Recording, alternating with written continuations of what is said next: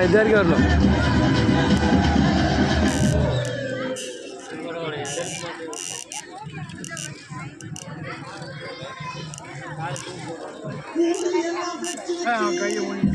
இந்த மாணவர் கையும் அவர்களின் கால் கீழே பட்டதால் வெளியேற்றப்படுகிறார்.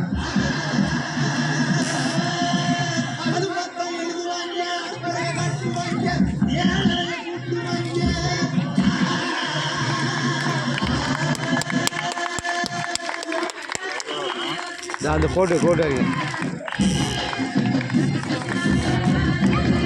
விறுவிறுப்பாக நடைபெற்றுக் கொண்டிருக்கும் போட்டியில் 4 போட்டியாளர்கள். இதில் யார் முதல் 3 போட்டியாளர்களாக வருவார்கள் என்று சற்று நேரத்தில் தெரிந்துவிடும்.